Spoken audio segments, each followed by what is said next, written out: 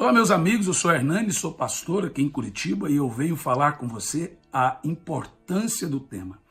Realmente não me chocou teologicamente aquele carnaval da Gaviões da Fiel, mas tem me chocado muito mais a reação dos pastores agora. Ele explica por que não me chocou teologicamente.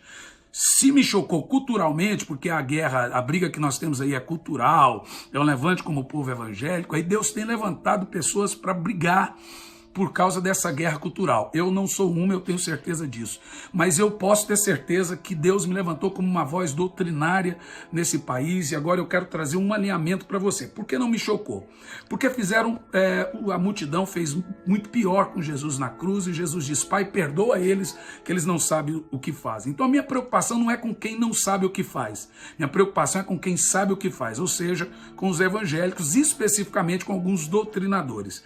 Eu vi muitas manifestações espirituais, doutrinárias acerca do tema, e o que mais me chocou é a maneira como os pastores estão levando isso de forma doutrinária. E lhe explico.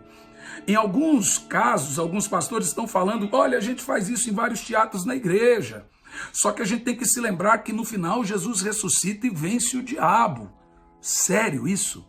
Em outras manifestações, algumas pessoas dizem, não, mas no final do teatro ali, da encenação da Gaviões, o bem vence o mal. O problema não é se o bem vence o mal, o problema não é se Jesus vence o mal ou ele ressuscita, o problema é a doutrina. E eu quero te explicar a questão doutrinária e a gravidade de crer nisso. A Bíblia Sagrada diz que o chicote ali é do Pai. Satanás não tem participação no sacrifício de Jesus e, querido, isso é doutrinário. Eu digo para você que é doutrinário. Satanás não tem participação nisso. A Bíblia diz que agradou ao Pai moê-lo. O Pai o fez enfermar. O Pai o fez enfermar. Foi o Pai que despejou sobre o Filho toda a sua ira. Ira essa que era nossa. Voltando no Velho Testamento, uma vez por ano, como registrado em Hebreus 10, tinha que se matar um cordeiro de 1 ano de idade, sem defeito, que representaria Jesus, que levaria os nossos pecados. Mas esses cordeiros não pôde e jamais pôde levar o sacrifício. O que eles faziam? Deixavam o seu pecado na conta, penhorado. Era como chegar diante de Deus e falar, põe mais 1 ano na conta. Agora, quando chega na cruz, essa conta estava impagável. E a Bíblia diz que ele pagou o preço, ele rasgou essa dívida que tinha contra nós, e a dívida era com o Pai. Veja, Satanás e o homem fizeram essa dívida. Muito pelo contrário, você não deve para o diabo deve para Deus.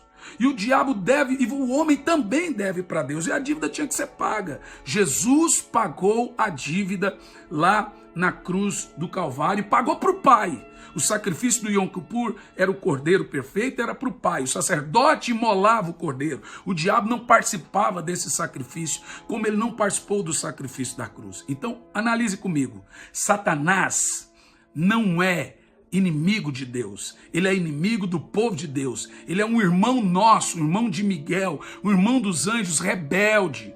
Assim como Caim matou Abel, Satanás quer matar você, quer destruir você como uma criatura, como um irmão criacional. Ele é um irmão mau, como os irmãos de José. Ele não está tentando fazer mal para Deus, porque Deus é um Deus sozinho.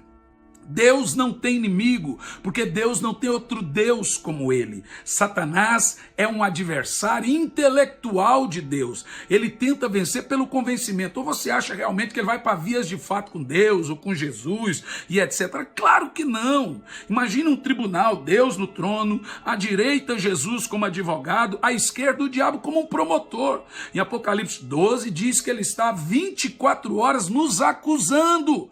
Ele é a antiga serpente que engana o mundo. Então, Satanás é um anjo caído e não um Deus caído. Você tem mais poder que o diabo hoje, é claro, através do nome de Jesus.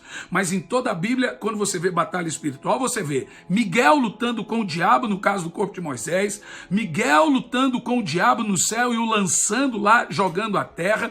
Você vê todas as batalhas, é Miguel lutando. Sempre é Miguel batalhando, lá no caso de Daniel também. Então, você acha mesmo que Jesus vai lá, vem cá, diabo, eu ponho meu braço aqui, faz queda de braço? Isso é ridículo.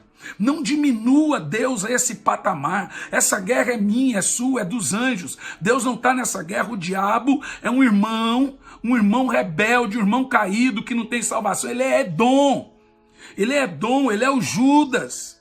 Satanás é o Judas, é o Edom, é os irmãos de José que o jogou na fossa, é o Caim, entendeu? É uma criatura de Deus que se rebelou contra Deus, contra o Pai, e agora quer matar seus irmãos.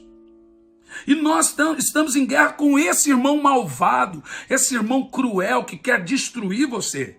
Então, Tiago capítulo 2, verso 19, foi um tempo, Tiago 2:19, crês tu na existência de um só Deus, fazes bem, os demônios também creem e tremem.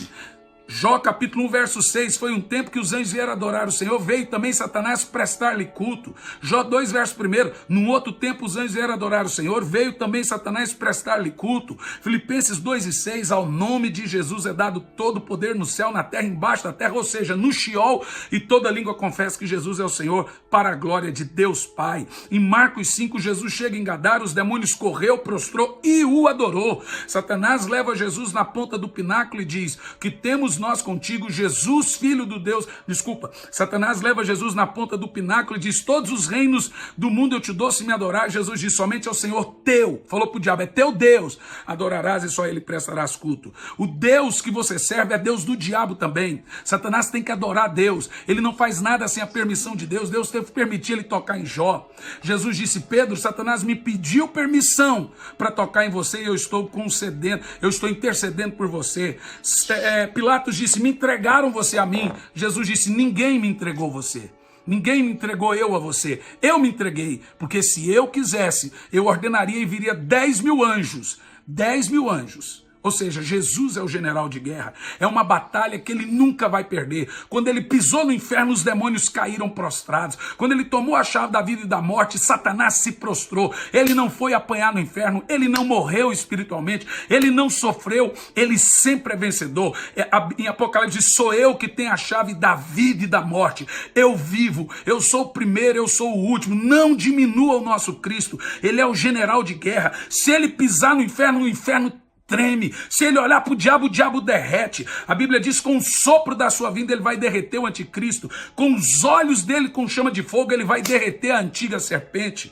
Essa guerra é nossa, é da igreja. Para isso foi nos dado poder. Então vamos acabar com esse negócio, senão daqui um pouco vai começar a teatrinho na igreja de Jesus brigando com o diabo. Põe o anjo Miguel para brigar com o diabo. Põe você, o pastor da igreja, para brigar com o diabo. Jesus não vai sujar a sua mão, não. Porque se Jesus pintar, o diabo é derretido com tanto poder da sua glória. É isso que eu quero que a igreja entenda. Jesus é Senhor, Ele está no centro do universo. Efésios 1:10 diz que todas as coisas convergem para Ele. Colossenses 2:9 diz que no seu corpo há toda a plenitude do Pai, habita corporalmente toda a plenitude do Pai, e o Pai está no Filho, e Ele não vai ceder. Ele é o Todo-Poderoso, a raiz de Davi, o leão da tribo de Judá. Que Deus te abençoe.